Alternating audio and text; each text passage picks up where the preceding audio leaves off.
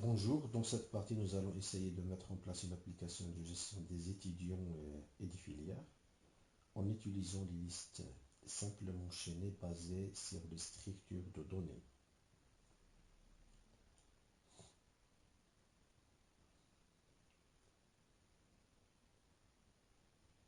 Alors, pour réaliser cette application, on a les éléments suivants.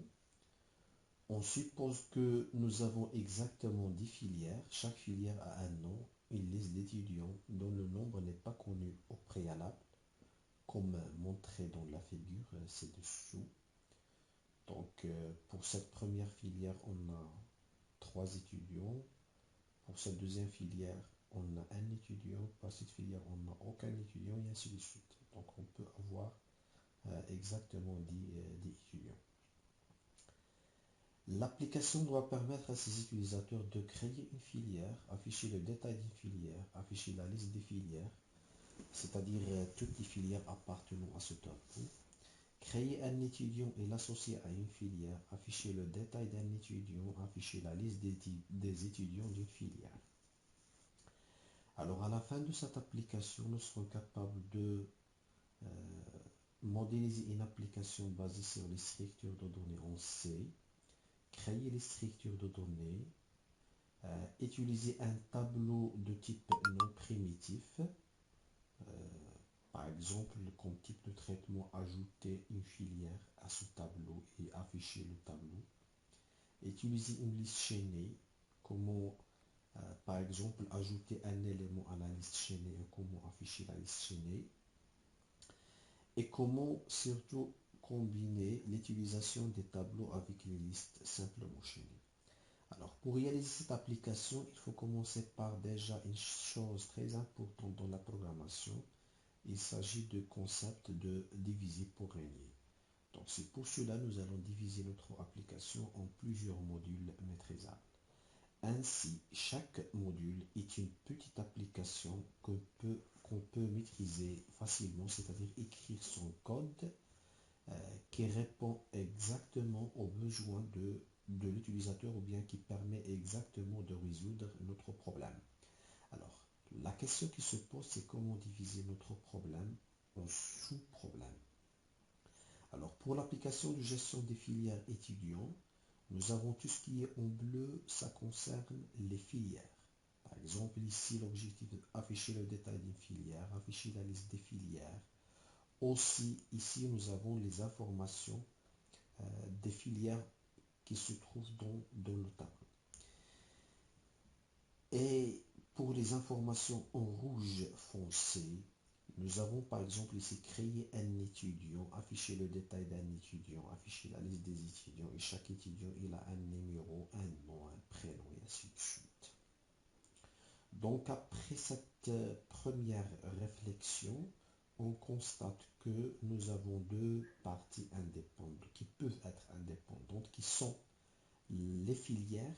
Donc on peut avoir un module qui s'appelle gestion des filières. C'est-à-dire une filière, elle est définie par un nom et un nombre. Donc on peut créer, afficher une filière, afficher la liste des filières et ainsi de suite. Et la même chose pour les étudiants, on doit ou bien on peut avoir un module à part qui est consacré à la gestion des étudiants, tout simplement comment créer, afficher et ainsi de suite les étudiants. Alors par contre, il y a normalement un troisième module.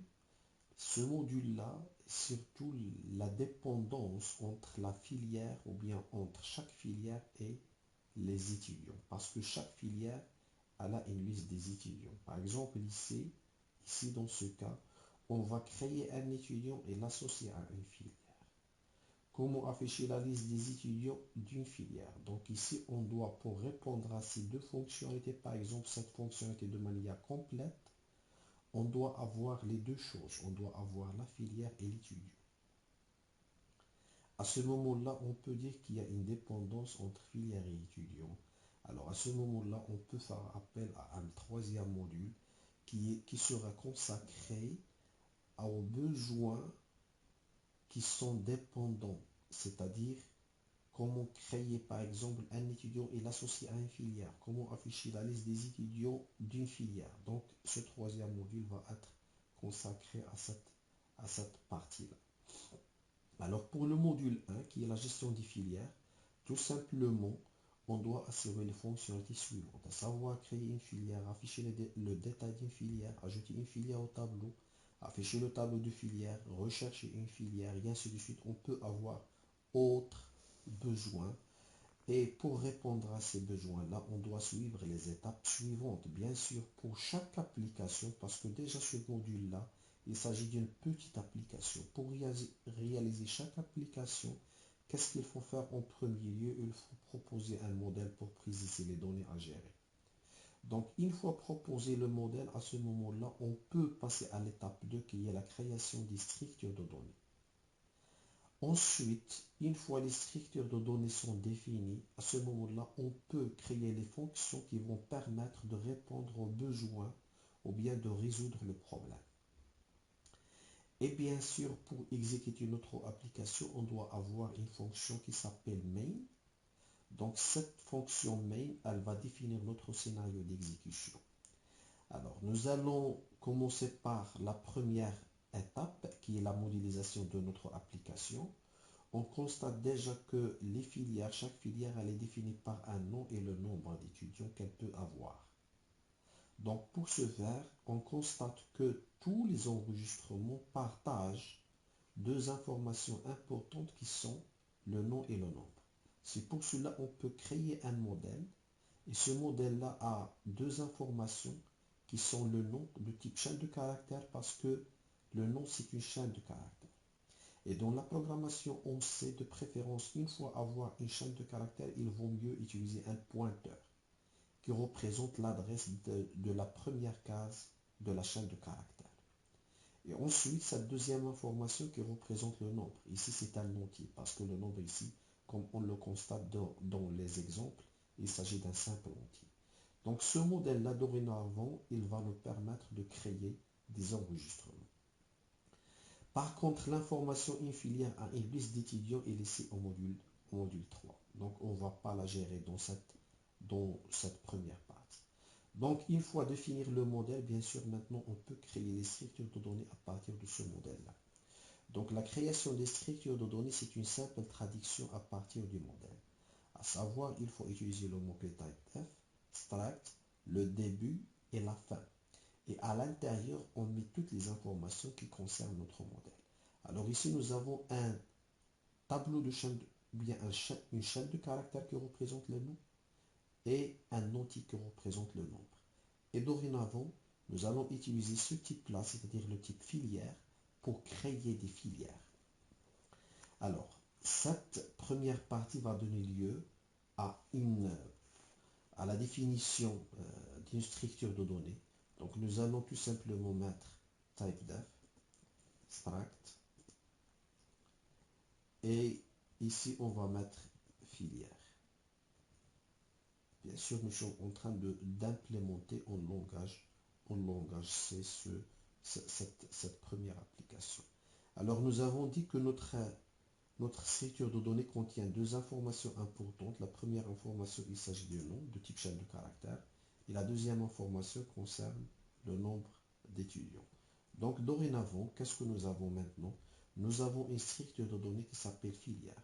C'est-à-dire, comme le cas des entiers ou bien des types primitifs, par exemple le cas A, on peut maintenant utiliser filière comme un type. Bien sûr, comme un type, on peut l'appeler filière, comme les entiers. Alors, par contre, dans les structures de données, une fois que vous avez une structure de données, il vaut mieux utiliser les pointeurs. Alors, maintenant, nous avons créé un pointeur sur une filière. De préférence, j'ai dit, une fois que vous avez une structure de données, il vaut mieux utiliser les pointeurs pour faciliter la gestion par la suite une fois votre application aura une taille plus grande. Alors maintenant, nous avons une variable de type pointeur, de type filière. Maintenant, qu'est-ce qu'il reste à faire? Dans la suite, il faut faire quoi? Il faut définir les fonctions qui vont permettre de gérer nos données. Et les données-là, ce sont de type filière. Par exemple, on aura besoin d'une fonction qui s'appelle create filière. Elle a comme rôle de créer une filière. Alors, comment faire pour créer une filière? Tout simplement, cette fonction, elle doit recevoir en paramètre le nom, elle doit construire ou bien initialiser la filière, ou retourner l'adresse là où se trouve notre filière créée. Donc, en général, dans la programmation, on réalise notre application autour des fonctions. C'est-à-dire, chaque fonction, elle fait un ensemble de tâches bien définies. Et ces tâches-là se sont regroupées dans des fonctions pour faciliter la maintenance de notre application par la suite. Par exemple, si nous avons un problème de création de filière, on va savoir que le problème concerne la fonction create filière. Et si nous avons un problème d'affichage, on va comprendre rapidement que le problème concerne cette fonction qui s'appelle display data filière. Et ainsi de suite. Par contre, mettre tout le traitement dans le main, certainement par la suite, va compliquer la maintenance de notre application, aussi sa lisibilité et ainsi de suite. Donc, il vaut mieux réaliser notre application autour des fonctions. Et ce que nous sommes en train de faire maintenant exactement dans cette application. Alors, la première chose à faire, c'est de réaliser cette fonction qui s'appelle create filière. Alors, create filière, c'est une simple fonction. Donc, qui doit retourner une adresse d'une filière. C'est-à-dire, une fois le traitement est terminé, elle doit retourner une filière. Et elle doit recevoir en paramètre une chaîne de caractères. Par exemple, ici, cette chaîne de caractères représente le nom. Et vers la fin, elle doit retourner la filière. Alors, comment faire? Tout simplement parce que mon objectif, c'est de retourner une adresse d'une filière. Donc, on peut l'appeler filière. Donc, cette information retournée, elle représente une adresse de type filière. Donc, tout simplement, je vais faire ça.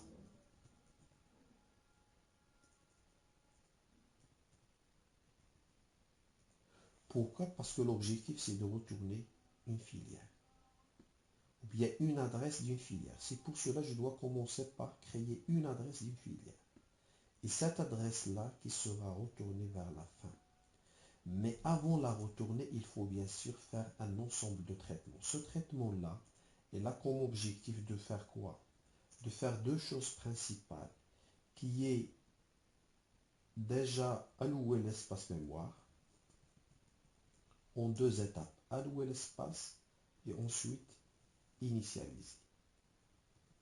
Donc cette manière de faire, on va la réutiliser dans chaque problème ayant cette nature, c'est-à-dire l'objectif est de créer un enregistrement. Par exemple, créer un produit, créer un client, créer un étudiant, créer une filière et ainsi de suite. Donc, on va opter pour la même démarche, c'est-à-dire avoir un type de retour de type la structure, avoir un nom significatif qui s'appelle create mon enregistrement. Ici, j'ai créé create filière. Par contre, une fois souhaité créer un client, on peut faire create client. Et une fois avoir besoin de créer un étudiant, je peux dire create étudiant et ainsi de suite. Tout en passant les paramètres nécessaires. Par exemple, pour ce cas, pour créer une filière, tout simplement, j'ai besoin d'un nom. Alors, pour créer une filière, j'ai besoin tout simplement d'un nom pour la créer. Alors, je commence déjà par allouer l'espace mémoire pour cette adresse-là. Sinon, ça va pas, tu ne vas pas, ou bien tu vas pas retourner une adresse qui n'existe pas. C'est pour cela, il faut tout simplement faire ce traitement-là, ou bien faire appel à cette instruction qui va faire l'allocation de l'espace mémoire. Donc malloc, je vais faire tout simplement ici size of et filière. Donc avec cette instruction, qu'est-ce que j'ai fait? J'ai alloué l'espace mémoire. Qu'est-ce qu'il reste? La deuxième phase, c'est l'initialiser. L'initialiser par quoi? Par les informations qui sont passées en paramètre. Ici, j'ai besoin de passer en paramètre seulement le nom. Pourquoi seulement le nom? Parce que la deuxième information qui est le nombre, il sera automatiquement initialisé à 0. Parce qu'une fois créé la filière, je ne connais pas, ou bien j'ai le nombre d'étudiants associés à cet instant, à cette filière, égale à 0. Et par la suite, une fois ajouté un étudiant à cette filière, dans le module 3 qu'on va traiter par la suite, j'incrémente cette valeur. Alors maintenant, qu'est-ce que j'ai fait? J'ai créé une variable au sein de create filière. Pourquoi? Pour retourner cette adresse-là vers la fin. Je commence par allouer l'espace pour cette variable, initialiser cette variable et retourner l'adresse. Maintenant, l'adresse, elle contient toutes les informations nécessaires pour cette filière. Par exemple, pour le cas ici, on peut dire que, donc, à la fin, je vais retourner l'adresse 100. Parce que après le traitement de create filière, qu'est-ce que j'ai? J'ai une adresse 100 qui contient une adresse d'une chaîne de caractères et contient aussi le nombre initialisé. Donc je vais retourner 100. Donc ici, return filière, c'est exactement return 100. Alors par la suite, dans le main, comment utiliser cette fonction dans le main? Donc dans le main, je vais tout simplement faire filière égale create filière et je lui passe l'information JSC. Donc jusqu'à maintenant, nous avons fait quoi? Nous avons fait le besoin suivant, ou bien nous avons réalisé le besoin suivant. Donc nous avons créé une filière. Maintenant, on va afficher le détail d'une filière. Ce sont des simples besoins faciles à mettre en place, mais c'est une chose qu'il faut retenir, c'est que pour chaque problème pareil, il faut agir ainsi, c'est-à-dire limiter ou bien minimiser la taille de votre problème pour avoir un petit problème qui est maîtrisable. Et par la suite, nous allons voir comment faire combiner ce programme ou bien cette petite application avec autre application pour avoir finalement une application de taille importante. Alors par la suite, on a besoin de quoi? On a besoin d'afficher le détail de notre filière. Cette fonction, elle doit avoir un nom significatif. Son objectif est d'afficher les informations concernant une filière. Pour afficher ces informations-là, tout simplement, pour afficher les informations d'une filière, j'ai besoin de son adresse. Donc ici, la filière, ou bien cette variable filière, elle contient l'adresse de notre filière qui contient toutes les informations derrière, à savoir ici le nom et le nombre. Alors maintenant, cette fonction, il faut bien sûr la définir et on n'a pas besoin de retourner aucune information. Pourquoi? Parce que tout simplement, l'objectif principal est d'afficher les informations concernant cette filière. Donc, il faut passer l'adresse ici. Donc, dans un premier temps, je peux faire print filière. Je peux faire ça, par exemple. Retourner à la ligne. Je peux mettre là, détail filière. Alors là, pour cette filière, je peux mettre print pourcentage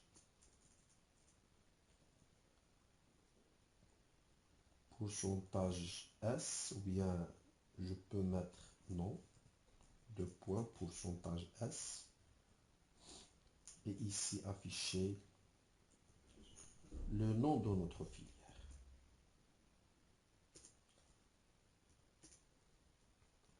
Et le nombre, je peux faire pareil. Le nombre. Pourquoi ici la flèche? J'utilise la flèche parce que tout simplement ici on a une adresse. Alors maintenant, en exécutant notre application pour tester les fonctionnalités de notre application. Alors print, détail filière, ici c'est pas point, c'est point virgule. Voilà, donc détail filière, GLSeed, le nombre, et elle a affiché ce nul-là. Donc oui, peut-être parce que j'ai fait copier-coller un pourcentage S. Donc ici, il faut faire un pourcentage D. Et une fois affiché le nom, il faut retourner à la ligne. À la fin de chaque affichage, de préférence, retourner à la ligne pour rendre votre affichage agréable. Donc vous voyez ici, nous avons réalisé exactement ce qu'on veut.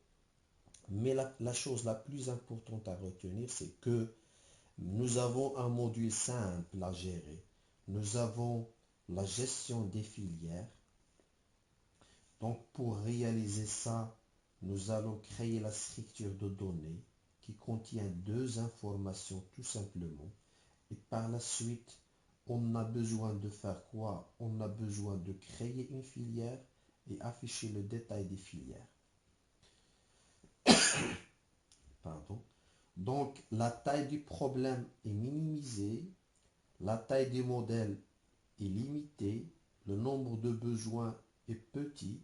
De cette manière, on réalise une simple application qui fonctionne de manière correcte, mais ce qui est sûr par la suite, c'est que nous serons capables de faire évoluer cette application pour la rendre plus complexe. Donc, un conseil pour les débutants. Une fois que vous voulez souhaiter réaliser une application en informatique, il ne faut pas réaliser toute l'application à la fois. Par contre, tenir en compte un petit module que vous pouvez le maîtriser, le modéliser, créer les structures de données, créer les fonctions, les tester. Si ça marche, alors à ce moment-là, vous pouvez continuer à aller vers les modules suivants. Sinon, il faut rester dans ce module-là et aussi si ça nécessite, diminuer encore sa taille pour rendre tout un petit problème facile à gérer et à maîtriser.